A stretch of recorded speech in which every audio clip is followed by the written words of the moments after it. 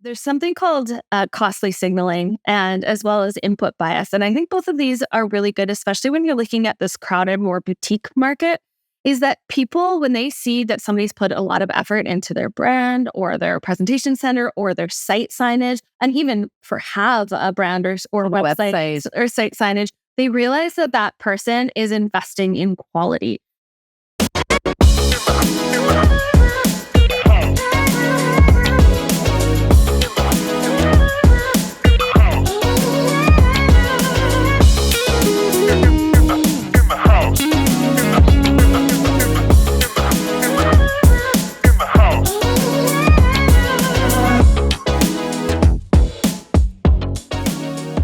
Good morning, everyone. My name is Jenny Woon. I'm Toni Singh. And welcome to our podcast. We have two lovely ladies joining us today. We have Tegan Moss and Gillian Harvey. How are you two ladies doing? We're doing great. Yeah, happy to be here. Thanks so much for having us. Thanks for taking the time. You know, Tegan, Gillian, we've worked together, and that's why I wanted you to be on this podcast. We're going to be continuing working together this coming spring, but you have so much experience. So I just wanted to maybe introduce you guys to our listeners, and then we can get started on some of our questions to learn more about what you do and tell our listeners about what you do. But we originally were working together on a project in Richmond selling townhomes. And why don't you give our listeners an idea of what you currently do? Yeah, absolutely. So we work on a lot of boutique real estate projects as well as larger projects up to 250 unit projects. But we've done a lot recently in the Lower Mainland, especially with the new zoning that's coming out. We've seen a lot of developers doing these smaller 5-unit projects. So we've been doing a lot of those, but yeah, our company is a branding and marketing agency. And so we do a lot of branding, web design, and then the other side of our business also does marketing for a whole diverse range of clients outside of the real estate industry as well. Okay. How did you guys come up with the name of your company? NatPark, right? Yeah. I mean, naming a company is always such a big deal. Obviously, it's so important. So we started our company back in 2016. And that was actually the year my daughter Natalie was born and Tegan's son Parker was born. So our company is NatPark. And honestly, we literally started with them when they were 3 months old on the floor beside us, and we had our laptops. And we just really wanted to always live with purpose. We believe our work is really impactful and every day should be really impactful. And it just is a daily reminder for us that why we're doing what we're doing. I love that. That's a great story. It's such a beautiful name. And it's so personable to you guys. So that's good. So now we have the NatPark girls. NatPark girls. That is amazing. We always ask our guests one question to kick us off. What are each of your superpowers? Oh, each of our superpowers. Wow, that's fun. Oh my gosh. Well, I think that we have a kind of combined superpower in terms of what we do for our clients, honestly, is we have this ability to ask them the right questions and deeply understand who they are, their needs, and what they're trying to achieve. And then we're able to take something that they've had a lot of trouble articulating and visualizing and actually make it a reality. So I feel like that's really our superpower is just, whether it's a personal brand, like for a realtor or for a development, is like really understanding the intention behind everything that's gone into where they've gotten to date. And then being able to turn around and convey that into a really emotionally connected story that has meaning, and then taking it to the next level of the visual of how are all those visuals going to convey what we're trying to represent. So that's what I feel what do each of you, what strength do each of you have that the other person does not have? Yes, we actually, we love working together because we are really different and we approach things from different perspectives. And we always meet halfway and we've learned to work with each other in the sense that I understand how her brain works and she needs to visualize things in a certain way. And she understands how my brain works and I need to visualize things. So it's actually the perfect combination because we bring that to our clients and make sure that they can understand that combined vision. We talk a lot about, like, Jill is very analytical and she thinks about processes and very, very specific. And I think much more like grandiose and more of a visionary and creative. And so those kind of pieces all come together. And we always talk about our business really being based on where strategy and creativity meet. And both of us have a little bit of each, but that's why we work so well together. That's perfect synergy.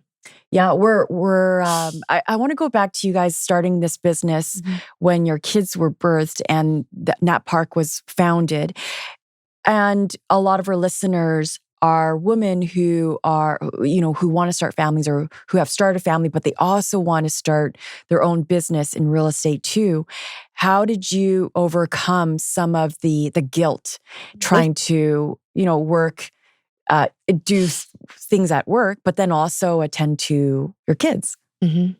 Yeah, I have a really straight, honest answer for that is I want to live by example, not lead by example, live by example. So I truly think that what we're doing is beneficial for our families in so many ways, even how that relates to us personally and how we show up for our families, but also truly living and showing them that anything is possible. Yeah, I would add to that and say that's really, how Jill and I started with babies on the floor and working in between preschool drop-offs and pickups and trying to just be really flexible is a philosophy that we have also grown our business with because we have a team of females and we understand, we get it. Your kids are sick sometimes and that throws a wrench in the day. And it's just not realistic to have expectations that you can't be flexible in this day and age. So we really bring that as one of our values throughout the company as well. Yeah. We really strive for an empowering environment to help women. We love that we employ a lot of women and that we can give them that opportunity. But it's definitely not easy. I think it's real. There's time constraints and competing priorities. But at the end of the day, we're also very intelligent women and we want to use our brains and we want to make a difference to have an impact on the world. I have a question. How did you guys know each other before you started your business, though? Did you go way back or did you just meet at school drop-off? It's a great story. Jill and I, you would never guess this because we do not play sports, but we met on the baseball field in Dubai. What? So, okay. Wow. Really random, but both Jill and I were living abroad and we both found ourselves in Dubai at one point. I lived there for 4 years. Jill, you were there. I was there for almost 6 years, actually. Yeah. I met my now husband there. And I think our partners at the time were like, come on, let's go make friends. Let's meet other expats. Let's go play softball. And Tegan and I sat on the side and gabbed and gabbed and gabbed. And I ended up moving back to Vancouver before her. And then she came about a year later, I think. Yeah. And just the stars aligned. Honestly, I actually wasn't able to go back to my corporate career because my daughter was born with some really serious health concerns that were going to require multiple surgeries throughout the early years of her life. So that was also a huge part of it. I literally needed flexibility that a corporate job would not allow for me. So it was perfect timing to say, let's see what we can do together. You guys mentioned team a couple of times. So obviously you started off just maybe solo, working together as partnerships. And tell us how that's grown since then. Yeah, well, it's perfect timing. We're having a team retreat later today. We have 8 women that have come from different parts of Vancouver and Canada. We have some people flying in from Toronto and Kelowna. Of course, Jill's from Kelowna as well. So we're really excited to all be together. Some people we've worked with for years, and we've actually never met face to face because of the way the remote world works. Yeah. So we're really excited today, and we've got some really amazing talent on our team, and we're all very close as well. We consider ourselves friends and family, and we really just like hanging out together. But when did we know that we needed to grow the team? Let's answer that. That was really tricky. So 2016, we started. I think 2020, 2021 was when we brought on our first employee. And it really did just get to the point was okay, we've proved ourselves. We know we can do this. We have a very valuable offering here that people want. And now how are we going to scale it? How are we going to grow? And that was you just hit the realization, cannot do it all yourself. Start with contractors, I think, if you're concerned about payroll and all of those other things that come with hiring on employees, and then see how the fit is. And then as you grow, you can expand that way. Yeah. So the 5 years working solo or as partners, you were doing everything yourself. Yes. We learned a lot at the beginning. But really those years are so important when you reflect back on it, because now we understand what each of our employees is doing and how hard it can be. True. And how sometimes other people don't understand how hard it is. So I think that those years, I look back at them fondly, and it was hard to grow because it's hard to let go. Jill and I are both perfectionists, and it's really hard to understand that people are going to do things in their unique way, but still has to live up to our brand standards. So that's definitely a lesson that I think we continue to learn. But and probably the first most important person you need to bring on is a bookkeeper. Oh yeah, absolutely. Don't ever do that yourself. And we didn't. That was a very smart move from the beginning. Can you guys walk us through? So who would your ideal client be? Like what type of person, what type of company would it be? And can you walk us through what the branding process is like if you're working on branding with the client? I'll start with what the branding process is like. So for us, the very first meeting, the kickoff call, is the most important part. And really, we always tell our clients that's the only heavy lifting for you, and you have to prepare nothing in advance. But it's very much like this. It's like a conversation. It's really understanding who they are, what they're trying to achieve. If it's a development, what their vision is for the development, of course, who the end user is. If it's a personal brand, we really want to dig deep into their why and their understanding. And I think we let the conversation flow, but we also are very strategic about what we're asking, because we know how to pull out the answers that we do to make sure that we really understand them, and they know that they can trust that we understand their vision. So it's that meeting that really carries the rest of the project, because then from there we go away and we work as a team and we strategize and we do our research. We research the target market. We research the competitor landscape. We understand how should this brand be positioned. And then from there, we come up with brand values, because of course, brand values are what everything really boils down to. Even if it's a project or a personal brand, what are you really trying to say? Are you trying to say that this project was built with quality, or that it's a really good price, or it's a really good location? Like, you really have to think, what is the main things that we really want to stand for? And then from there, we build out the concepts and the mood boards and the story. So at that point, we reconnect with our clients to make sure that what we have shared is an accurate reflection of what they were envisioning. And almost all of the time it is. They're like, wow, you actually heard us. You actually understood us. And wow, you got all this other insight that we didn't even realize. And then from there, that's when we actually start with the aesthetics of it, which is secondary, because it's that first part that's so, so important. We always tell people we're not a graphic design firm. And sometimes when I'd say that to clients, they get really shocked. And they're like, well, hang on, I hired you to do a logo. You absolutely did not hire me to do a logo. We do so much more than that. And we truly believe the foundational aspects and elements are far more valuable. Not far more valuable, pardon me, but they must guide the process. They guide the visuals. The foundation guides the visuals. I understand. Can you give us like an example of something that was super innovative or you're super, super proud of, that was out of the box and you implemented it and it stood out from the rest of the competition in our crazy, we have so many pre-sales that stood out in our market? Yeah. I can give a few. Maybe we can each talk about one. Sure. I'm working on it, or we're working on a project at the moment that has not formally launched yet, but it is coming up in Squamish. And so that was a really interesting challenge, because as you know, the Squamish real estate market is booming. There's a ton of development, which means there's a lot of competitive projects out there. And a lot of them are trying to connect to the target buyer who is seeking the outdoor adventure lifestyle. So how can we differentiate? So one incredible way was that the product being offered was unique in itself. So almost completely off-grid, fully net zero living, but truly net zero living. And so we took that and we came up with the concept of pulse. So we decided that you're going to tap into the emotion of the blood running through your veins, but also how you can power your own adventure and you can power your own lifestyle. That's cool. And so the visuals that we described, or that we're conveying to bring that message to life, is a little bit of the Squamish lifestyle. So somebody may be mountain biking or climbing, but with this really dramatic gradient overlay that's kind of like this energy burst.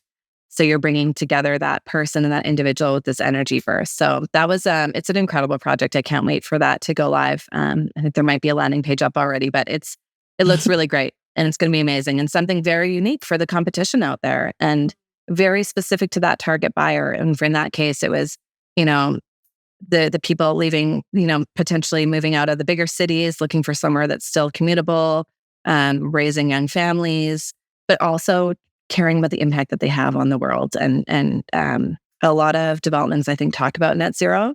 And so it's really exciting to be involved in one that really truly is a net zero project.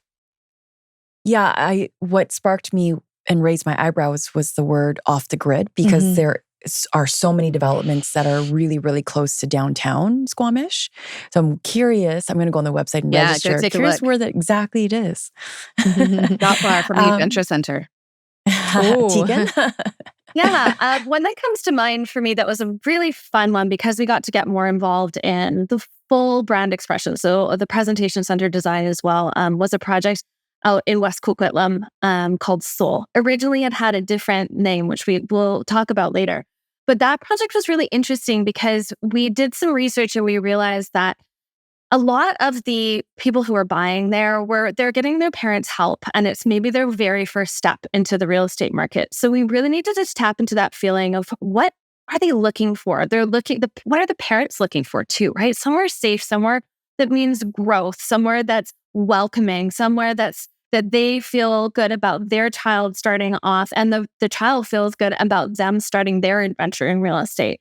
So we really went with that project with circular shapes and warm colors. And we did a custom photo shoot with a lot of like sun rays beaming through and a lot of warm feelings, which was a lovely way to actually put the brand together. And then when we got into the presentation center design, we were able to incorporate a lot of circular elements. So, when you walked in, the reception desk was all circular. We had photos all on the walls that were all in these circular shapes that just made the whole space feel so welcoming.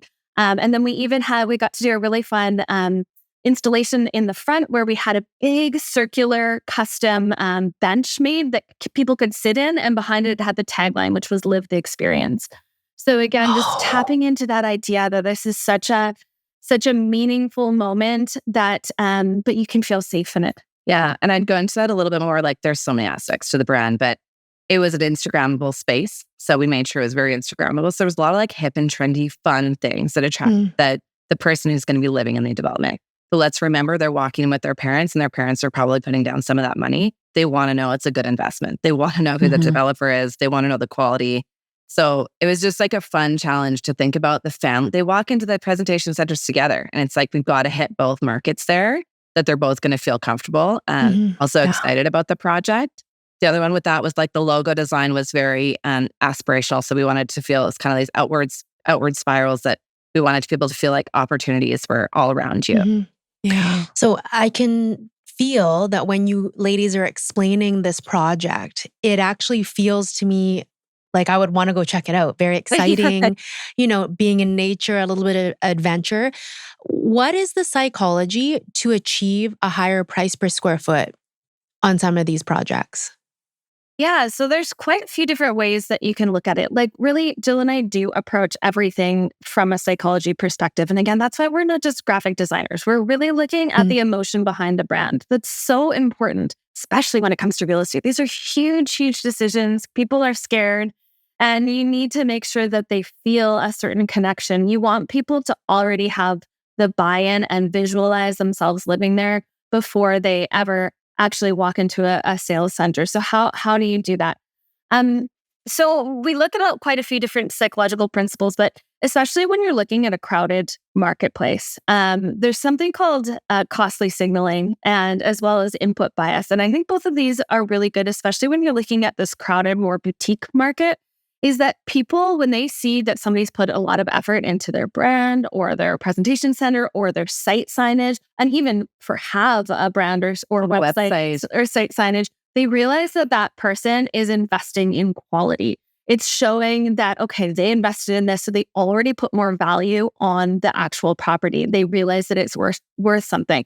I think also it really speaks to the developer that they care about the details. They really care about making sure everything is perfect, and they're not cheaping out. They really are investing because they trust their product, and they trust and they know their worth. So that's costly signaling is really when you see something that somebody spends a lot of money on. Like if you buy an ad at the Super Bowl, right? Then you automatically trust that brand. Paid millions of dollars for that. So you're like, oh, well, they must be a good brand.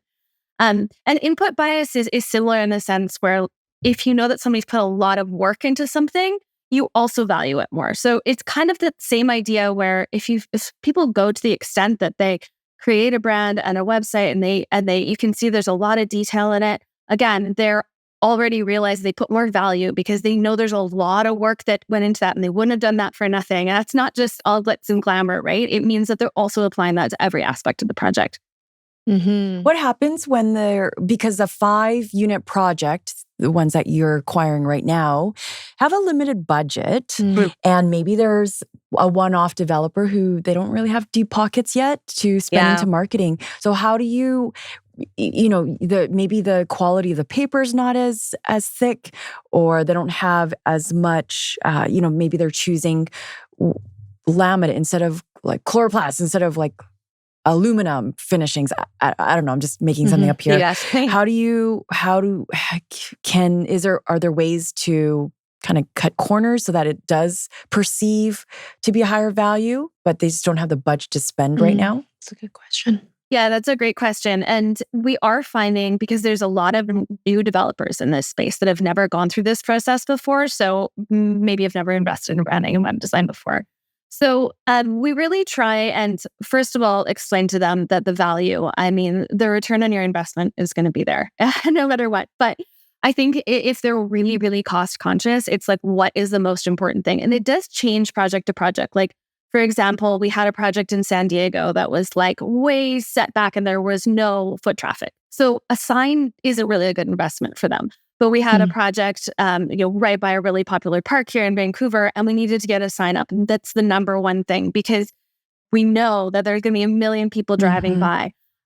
So we really try and tailor our packages to say, okay, with your limited budget, do you need a bunch of letterheads and business cards? Is that a good use of your money? Is that going to provide value, or are you better put on making an amazing website? We also love to. Okay, so some developers, and there's a recent one that came to us, and this is a true story, is that they just let us know your proposal of what you're proposing to do for us was build this brand and website and marketing for this project is going to my lender. They want to see this. They're making the decision, not me. They're trying to figure out where the budget's going to come from for that aspect. So we know that too. And it's like, so it's not really about what's included in the package. It's not the business card or the letterhead. It's the value that package offers. And then we can work it to your needs. But one thing we really love to do is work with realtors like yourselves and talk about this as a team. So let's be like, what is going to be the most successful to sell this project? What do you guys need as sales tools? And let's be creative and come up together with the most cost-effective way to do it. And you're totally right. If you're selling a Shaughnessy, half duplex compared to something, in East Vancouver or West Coquitlam, there are different markets. But then, your branding is totally different as well. But I think there's some just cost differences there as well in terms of how much signage you might do, for example.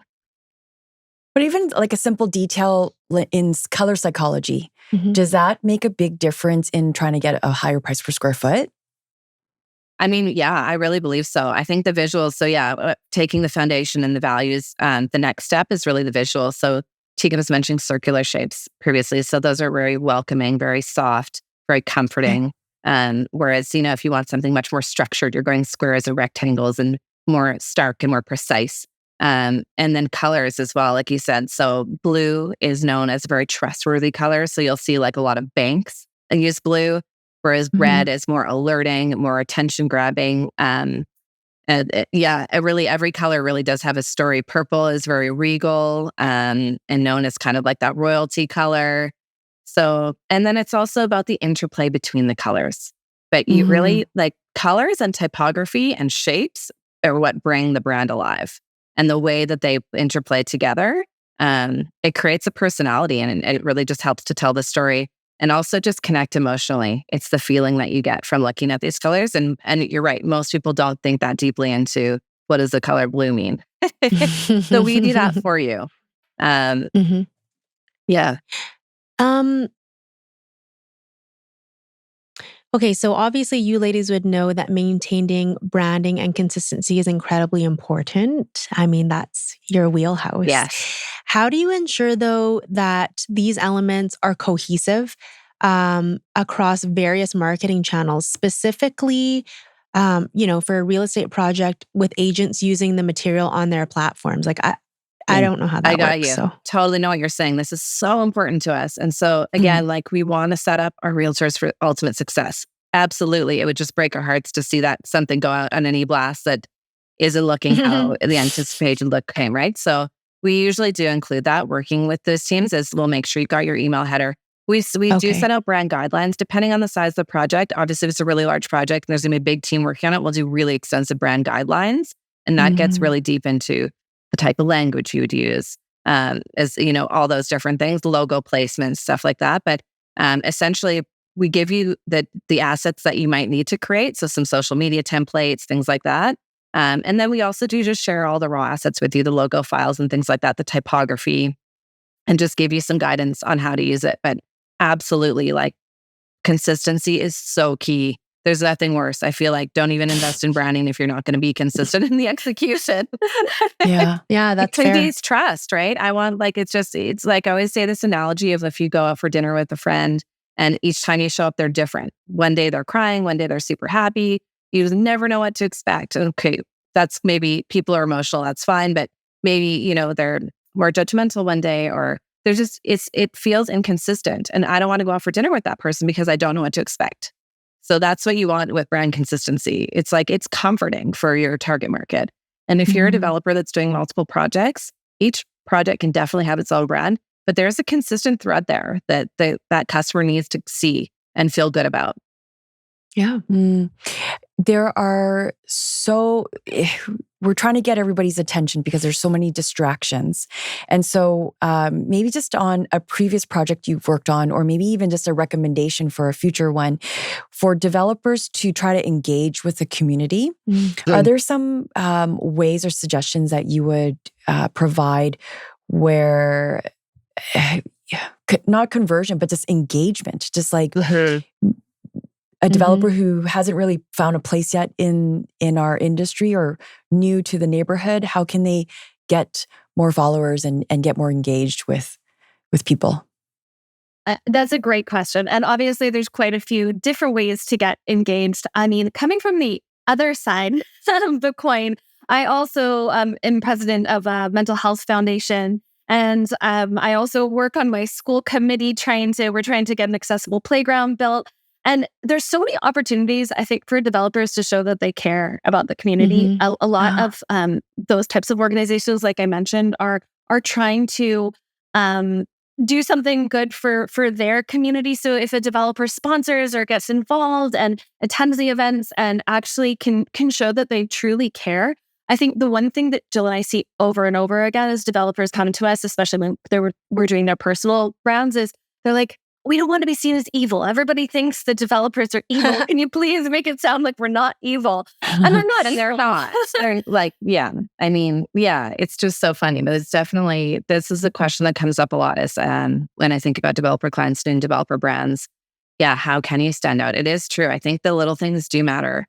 Putting your name out there and sponsoring even smaller events. I think realtors do it. You guys do it. There has to be a little bit of budget there. If you truly do care, if that really is an intention of yours that you do want, your customers to believe in you for. Otherwise, maybe that shouldn't be one of your core values. Yeah, absolutely. Yeah. Are there ways to harness the power of social media and create a buzz engaging potential buyers for these real estate projects? There's so many ways. But this is the fun part. We love to brainstorm, I think, with our realtors and with our sales teams. But yeah, I think there are a lot of different ways. Obviously, digital ads and being really creative with your digital ads. We've had a lot of success with running digital ads for lead generation. But then also outside of the box stuff too. I mean, social is great, but social is a great way to promote if you were going to say, for example, do some type of live event or some type of engaging interaction. We're thinking about some different ideas for some projects actually up in Kelowna, for example, right now. They're really close to a local brewery. And so, how can we engage? Can we get our logo on the back of their coasters? Can we do some really cool stuff and have like a little event where, how many minutes does it take you to walk home from the bar? Like there's so much fun stuff. And then of course you would just promote all that on social, potentially some different paid ways as well. I know, what are your ideas? Yeah, no, I was just going to say, I mean, I think like every project's different, but most of the time we really work with our realtors or sales team to see where their ideas are as well, because they are the ones on the ground too that are talking to all these clients, right? So where can we bring our creative ideas from the brand perspective and also meet the realtors and the sales team with, okay, what do you know? What are people saying as they see houses? What are they looking for? And then really try and do something engaging and memorable. Of course, social media is so hard these days, right? That it's so hard to break the algorithm. And I think a lot of times what we're starting to see is people have an obsession with social media because it's so visual. You can see how many followers, etc. But that's not always where your actual conversion is coming from, right? And so trying to look beyond social to be like, okay, let's analyze where did the past sales come from, and then how can we engage with them in a more memorable way in those areas as well? So not just online. And when you have a website for your brand, for say a development brand, it's an opportunity to share a lot more story and detail and connect. But there have been case studies done on, for example, travel websites, and they were looking at why are people constantly looking at these bookings that they've already booked? So coming back and looking at looking. Well, these people say are going to Mexico were super excited and they wanted to keep looking at what their hotel was. What was the beach like there? And so that's what they discovered was like, so to give the opportunity for a potential future homeowner to come back and really immerse themselves in the new development, especially when it's not a resale product. So we're selling the vision. It's just exciting for them. And so it's outside of MLS, you just have so much more opportunity to create an experience. So going back to ads, so there's marketing. Developers are marketing really heavily on digital ads, social media, like Facebook and Instagram. Are they leaking into TikTok at all? And then also, REW, Livable, like all those pre-sale project websites, are they spending money and having landing pages with these third-party websites? Yeah, I feel like that's not our expertise. That's really more of the realtors or the sales team's expertise. So yeah. Yeah, actually, to be honest, we're quite curious to know how worth that investment on some of those REW and things like that. Yeah. But it's really, we love to just communicate together and attack that from a sales perspective. And then we are really here to give ideas, but also give you any assets that you need to make those work. If you do choose to pursue them, so that we make sure that the cohesion is there. Well, and talk about cohesion, there's so many realtors now, so many developments that are banking on realtors putting the word out there, because I will have, thousands of followers that maybe the developer didn't have connections with. And so how do you have some sort of or say, or in terms of like involvement in making sure that there is consistency when the brand starts leaking out for other developers to use, for other realtors to use? Yeah, I mean, obviously there's only so much control you can have over other people's personal accounts, etc. I think, for us, as much as we can make those brand guidelines really simple for anybody to access and follow, as well as providing social media templates, I think that's like the best you can do to ensure that consistency. But at a certain point, people can take your imagery and do what they want online, unfortunately. But we haven't come across that, to be honest. I feel like we haven't really come across that in our experience. So people are pretty good. I know, you guys want that success too, right? You're not looking to go outside the box away from the branding if your developer client has done this beautiful brand, right? So I feel like everyone's kind of on board to keep it as best as it can be. For sure. We don't want to create anything that we don't, when we don't have to. And on top of that, like I have seen it change because, I started pre-sales 20 years ago. There was no realtor that was promoting it because there's still quite a bit of gray area. Like not a lot of realtors will post who it actually is originally listed with. And that's where there's a bit of out of control there with the advertising guidelines. Interesting, Yeah, because they make it sound like it's their theirs. listing. That's they've always been doing that. Yeah. Oh, that's It's a good that's question. such good insights. Strategizing. Yeah. Ladies, with technological advancements, I mean, there's so many tech advancements like the VR, AR, all of those things. Is there a way, or how do you leverage these tools to enhance the marketing experience for potential buyers and investors in real estate projects?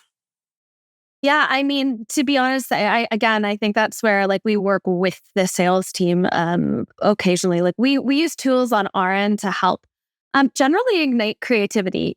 But I do find like it's very hard. You have to be so careful with some of these tools to make sure that the human connection and that emotion is still there. At the end of the day, like we talked about, this buying process is scary for people. And so I think like when people lean too much into technology, it takes away that human aspect of what a sale means. I mean, it's hard to execute well. Honestly, it's the budget. I've been really interested in this. I think VR, especially of how that is going to impact the real estate world. I'm sure everybody is. And so far, we haven't seen that it seems to be something that our clients are interested in. And maybe it's because of the price point. I'm not sure. Some of the larger scale presentation centers, I would say, have explored immersive experiences. So, even just like the Instagrammable area. So we do a lot, like we're always trying to tap into all of the emotions, so all of your senses, right? So whether it's like the smell of a forest as you walk in, some really subtle things like that, that create the experience. But also digitally, as you're mentioning, sometimes there's kind of immersive experiences that I think clients are exploring for presentation centers. I personally can't wait to see more VR become more popular and accessible for developers. I think it's a really amazing experience. But yeah, like Jill said, it does come down to budget, and people do need to invest.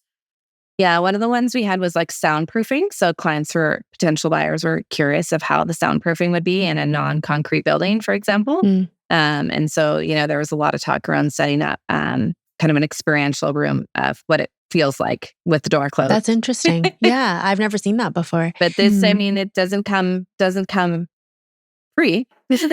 Yeah, it's something they have to pay for. What current projects are you ladies working on that you can share? Oh my gosh, we always have so many on the go. What can we share at the moment?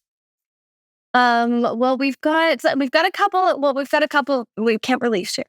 I'm going to tap on. Okay. That's why I'm like, it's under wraps. I know, they're under wraps. One of my favorite projects, so it was such an incredible project. I encourage everyone to check it out, even if you're not from that area, but it's called stridedowntown.com. It's in Kelowna. Oh, yeah. 8 units. Okay. I've seen that. Kelowna.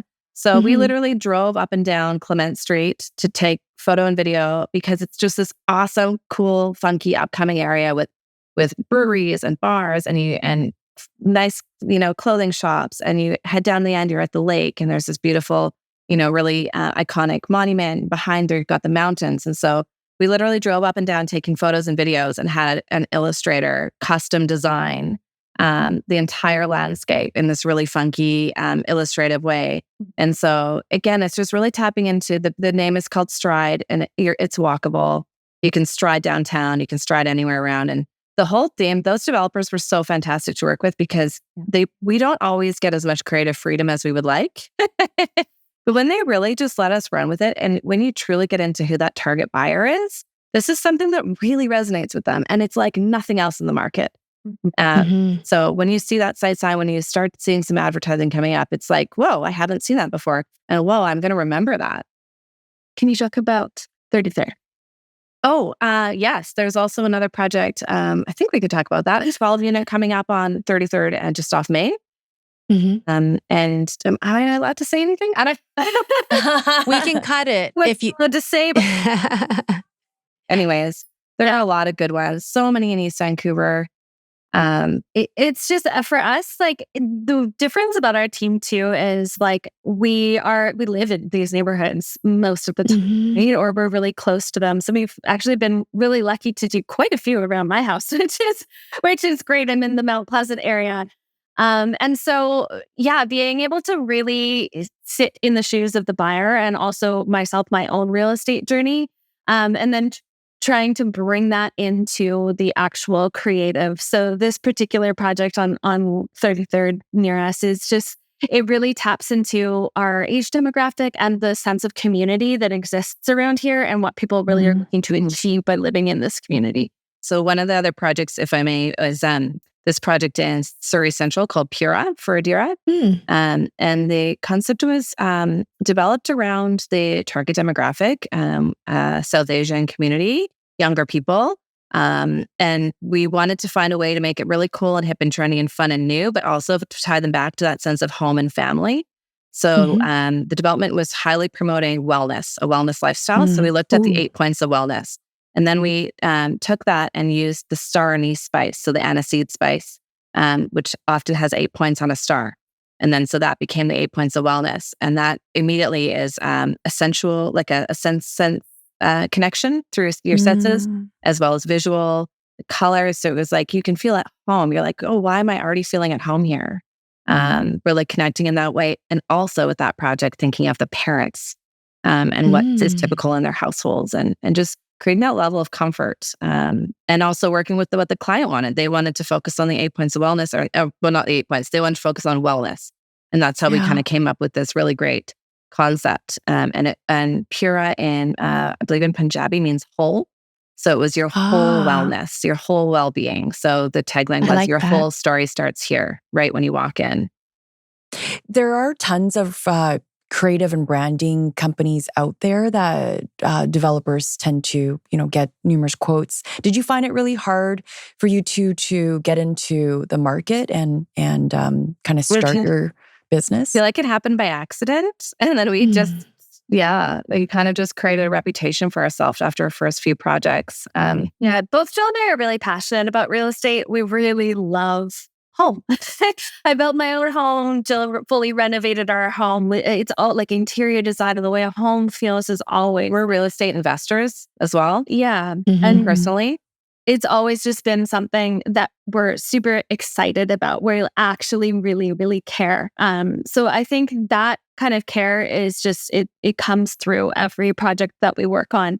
And we're really proud of Vancouver too. I think that it's such a beautiful place to live. And I love the idea of being able to give that opportunity to new home buyers. So I just feel very emotional. So we don't really think about competitors a lot. I love what people do. There's some awesome branding in Vancouver. It's so good. Yeah. Like there's such creative people here. So it's not really something that concerns us. There's so much development. There's a lack of availability, a ton of buyer, high demand, low stock. Like it's okay, I think we can all continue to play in this fun experience and create Vancouver. One thing I wanted to say to that though is a lot of the decision makers in a real estate transaction, at least in families, the female in the family often has a pretty strong opinion. And so we also really tap into that because I think as women, I don't know, I just feel like I care a lot about my house. And so we really try and we think about also the female perspective of how a brand is going to affect them and what the values are and what female they're looking for as well. Of course, we do a lot of brands that have a target male demographic as well. But I think that's a really unique kind of angle that we can take as a female team. We are an all-female team. And I think even in 2023, I actually had a client last year on a Zoom call who literally asked me, how could we as women possibly know how to market to men? Interesting. That actually happened. Yeah, it was shocking. We proved him very wrong. Anyways, it's just interesting. I think there's a lot there too. I think what's the feminine side is really cool, but also makes us detail oriented. We're we're real good storytellers, things like that. But I think the other thing that makes us really different, and when we talked about the competition, is just that we don't just do real estate. Yes, we do a lot of real estate for sure. But we've lived internationally. I did 14 years of marketing and business development and legal and corporate. There's just all these different worldly aspects that we bring to all of our projects, and our clients are so diverse. So we do a lot in healthcare. We do a lot in, all these different industries, fashion even. So you're bringing different perspectives. I think that's what a lot of clients love when they work with us as well, is that we're not tainted by real estate. We're not, nothing we do is templated. Everything is fresh, creative. And that, I think we're just coming at it from different angles. maybe. Yeah, and talk about customization. So you do branding strategy and web designs for developers and for individual agents. Are you able to share just the price range of what a developer should expect to spend, and also an individual agent who's looking to brand as well, what they should expect to spend if they were to hire you? Yeah, I mean, to be honest, there's a range, and because it does come down to the amount of hours that it really takes to create something. So, and we do customize our packages based on people's unique needs. But I mean, listen, they can, if you're doing full presentation centers and many site visits, et cetera, those prices go up for sure. But in terms of the specific number, yeah, I mean, our projects start around 20,000. Yeah. For a base project, it can be a little bit lower depending on deliverables and time required for smaller projects. And then, I mean, there's a big difference too, whether it's a brand like for an individual, for example, that's going to live for a very long time, or if it's a project that's just a couple of years. You know, like there's a lot more time and care and attention to detail that needs to go into developing a long-term longevity for a deeper brand compared to something that's more of a shorter term. So, yeah. That's fair. All right. Well, we always round out with 5 rapid fire questions. Oh, gosh. So we're going to get started. Yeah. If you had to create a unique hashtag to sum up the essence of real estate project marketing, what would it be? And how would you encourage it to go viral? It's a hard rapid fire question. Yeah, I know it is. I know, live here now. Live here now is what comes. Yeah, I mean, we live the experience. Yeah, I really love that one. Live the experience. How are you on adventure? I like it. Ooh, that's nice How are too. you on adventure? With the Pulse project is where we're going. Yeah. That's good. The trouble thing. I don't know. No, it's sorry, good. guys. Thanks, Tia. Terrible question. No, that was awesome. That was awesome. That was put you on the spot. Yeah, I know. And look how creative they are. If you could collaborate with any fictional character or celebrity to endorse a real estate project that you were working on, who would it be, and what quirky campaign would you design together? That's also tough. Sorry. Oh my gosh. That's hard. I don't know. My mind randomly went to like Modern Farmhouse and Joanna Gaines. Ooh, yeah. She's great. I mean, that is a fun one. I think, can I talk about that project? Oh, I don't know. We have a tagline and one coming up on, I think we can, 33rd of May, and it's called Ello. Say hello to Ello. Say hello at Ello as well, because it's community focused. We want people to really feel together. But it's also quirky and fun and new. It's say hello to something new that's coming to town. But it's a modern twist on, sorry, what is it again now? Oh gosh. Modern living? And other. Anyways, right. Not These gonna rapid fire, very it's very rapid fire. If you can rebrand any company out there that's not real estate related, what brand would it be? Ooh, I always just think about how well, like I only focus on really good brands. I don't really focus on really terrible. I would say Sephora. I feel like Sephora has an opportunity to tap into more of the emotion of what they're trying to achieve and what they offer. I think they're a really recognizable brand. They obviously invested lots of money in their rebrand, but it doesn't create a specific emotion for me. Yeah. And I think that there's opportunity there. Interesting. I agree. Yeah, me too. I think they need to get rid of the black and white. I agree. Yes. It's very old. That's been... Well, but the floors are always dirty too. Like if they had hardwood or laminate, it's really scratched up. It would be a bit, I know. Yeah. I agree. And I feel like people are going in there looking for confidence or looking for them to just feel good. Beautify. And I feel like there's more opportunity that you can play to. Good one. Okay, almost last one. Name your favorite. This one's easier. It's easier. Name your favorite fun project that you've ever worked on and why. For me, Stride and Kelowna, that was like my baby. I loved it. I just loved the creative freedom, and it's going to continue with the marketing efforts, working with our sales team. So much fun.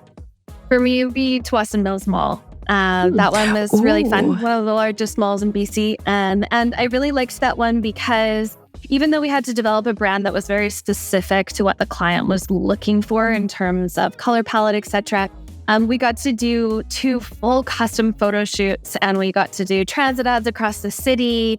And we've created a really great partnership with Tsawwassen Mills And actually now they're helping with our mental health foundation as well. And we're having the whole month of May dedicated towards mental health. So I really treasure that partnership. Amazing. That budget must have been. Hi.